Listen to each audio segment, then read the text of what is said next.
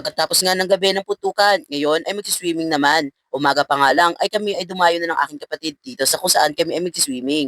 Tingnan nyo nga naman ang Bulkang Kanlaon. Sobrang ganda pero nakakatakot. Alas 6 na nga ng umaga nito mga kapalangga. Kasama ko dito ang aking kapatid. Binahin na namin papunta dito sa kung saan kami magsi-swimming. Bago pala ang araw na ito ay tumawag na ako sa may-ari ng resort na ito. At ang sabi ko ay ako ay magpapareserve ng cottage pero ang sabi sa akin ay hindi na daw sila tumatanggap ng reservation kasi nga dahil dito sa nangyari na nakaraang taon na kung saan ay merong nagpa-reserve. Nilagyan na nga nila ng tali para hindi na daw maagawan. Pero nangyari ay naagawan pa rin naman sila. Kaya ngayon ay hindi na talaga sila tumatanggap ng reservation. Dito nga po pala kami maliligo sa may Kaduhada Spring Resort o di kaya ang mas kilala dito ay Mambangon kung saan ang kanal ay malinis at malakas ang agos ng tubig. Ako nga ang pangalawang customer na dumating dito sa resort na ito. Dahil dito ang advantage ko ay nakapili ako ng magandang cottage na kung saan ay mas malapit sa tubig. Tingnan nyo nga naman, sobrang maagos yung tubig at sobrang linis pa.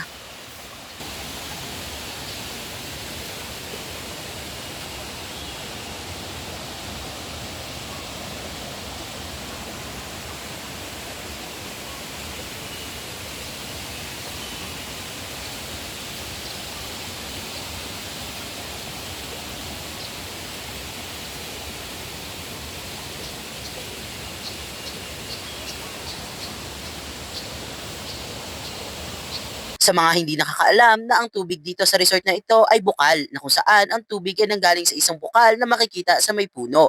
Talagang umaagos ang tubig at sobrang linis pa. Ang tubig dito ay pwede mong gamitin pang inom. Meron niya din dito silang salbabida na kung saan ay pwede rin kayong magrenta. At dahil nga na masyado pang maaga at wala pang customer, may mga residente dito na kung saan ay malapit nakatira sa resort na ito ay mas pinili nilang ditong maligo at maglaba. At dito na rin sila kumukuha ng kanilang inumin. At dito nga mga kapalangga ay nagsadatingan na nga ang mga tao dito na kung saan ay mag-swimming na rin. Dala-dala nila ang mga pagkain na tira nila noong January 1 kasi nga ito ay bagong taon. Dito din mga kapalangga kung ayaw nyo magbayad ng cottage ay pwede din kayo doon sa mga batuhan. Free po yun. Wala po kayong babayaran. Maliban na lang kung doon sa batuhan ay merong lamesa ay makakamura kayo compare dito sa cottage. Isa na nga rin ito sa masasabi kong naging tradisyon dito sa may probinsya na kapag bagong taon ay naging tradisyon na nga rin dito na maliligo talaga. At dito nga nakita ko nga yung kapitbahay namin. Dito nga din daw sila magsiswimming. At maya-maya nga ay dumating na nga si Mark kasama ang aking buong pamilya. Dito nga ay nag-arkila pa nga ako ng sasakyan. Isang buong truck talaga para naman kasya kami pati yung aming mga dadalhin.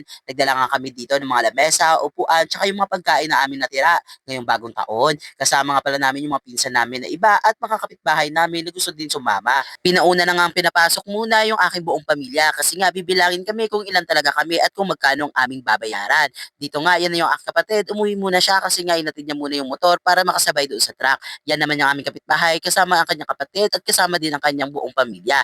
Dito ay talagang mag-enjoy kami ng sobra. Dito nga sa resort na ito ay first time namin mag-swimming buong pamilya. Pagpasok nga ay tinuro ko sa kanila kung saan yung cottage na aking napili. Buti nga dito mga kapalangga ay pwede magdala ng lamesa at extra na upuan. At dito mga kapalangga ay unti-unti nang nilabas nila ang mga pagkain ng mga inanda ng bagong taon. Grabe mga kapalangga, sa totoo lang ay pinangarap ko talaga to. 3 taon na nga ako merong trabaho at 3 beses na nga rin akong umuwi sa probinsya. At 3 beses ko na rin nagawa ito na kapag bagong taon ay kasama ko sila magsiswimming. Dati kasi kapag bagong taon ay nasa bahay lang kami at si Papa nasa bukid, si Mama nasa bahay lang din. Kaya never talaga nangyari ito, nakasama ko sila mag-swimming. Nasa kabila nga din yung aming mga kapitbahay, mga kaibigan ko at mga kababata. Yung kanilang kanal ay malinis at malinaw, pwede din kayo dito maligo. At dito nga mga kapalangga ay may mga residente na kung saan ay malapit sa resort na ito ay dito naisipan nilang maglaba dahil sa malinis at malinaw ang tubig. Sinama ko nga dito si Mark mga kapalangga na mag-ikot kami dito para naman makita niya at mag-enjoy siya. Grabe, nakaka-amaze yung tubig na kung saan ay lumalabas dyan sa may batuhan. At kung merong ang cottage ay meron ding batuhan.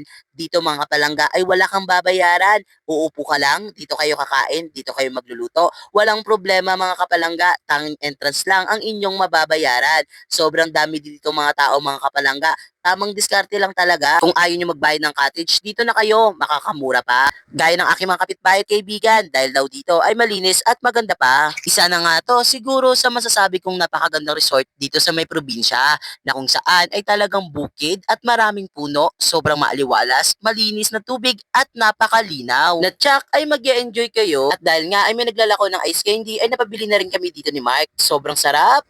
At nung naligo na nga kami ni Mark mga kapalangga ay nandito kami banda naligo. dito, dito sa may malaking puno na kung saan lumalabas ang tubig. Napakalinis at habang naliligo ka ay pwede mo siyang inumin. Basta wag doon banda sa may dulo ha, kasi for sure hindi na yun malinis. Marami na kasing tao. Napakaganda dito mga kapalangga. Kaya ako sa inyo ay pumunta na rin kayo dito. At kung nature vibe ka, nako, ito ang para sa'yo. Masasabi mo talagang malinis kasi nga ang tubig ay umaagos at dumadaloy. Hindi tulad sa mga ibang pool na kung saan ay chlorine-chlorine lang at hindi napapalitan ang tubig. Well, siguro isa na rin ito sa masasabi kong babalikan ko kasama ang aking buong pamilya. Sa sobrang ganda ba naman? Siyempre, ang isa sa nagpapasarap sa swimming ay ang inuman. Mawawala ba yan? Siyempre hindi kapag si Papa ang inyong kasama. Nakailang balik na nga rin ako dito mga kapalangga. Pero ang sabi ko nga, first time ko dito mag-swimming kasama ang aking buong pamilya.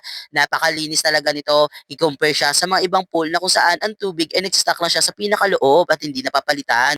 At syempre, hindi dapat mawala ang pictorial kung ganyan din naman ba kaganda ang iyong magiging background. Para nga daw mawala ang kanyang kalasingan ay magsiswimming nga daw siya. Ito nga ang aking papa kasama ang aking mga pamangkin. Sobrang nag-enjoy siya nakasama ang kanyang mga apo dahil ba naman minsan lang sila din magkikita. Sobrang saya ko talaga mga kapalangga na kung saan ay nagagawa ko ang mga bagay na ito. Dati talaga pinangarap ko lang to, ngayon nagkakatotoo na. At dahil pagod na at anong oras na rin ay naisipan na namin nga umuwi. Lahat ay pagod at antok na dahil sa sobrang pag enjoy. Kaya mga kapalangga, sa susunod kong biyahe ay ako inyong samahan at huwag niyong kalimutan na i-follow at subscribe at i-like nyo na rin ang video na ito. Bye-bye!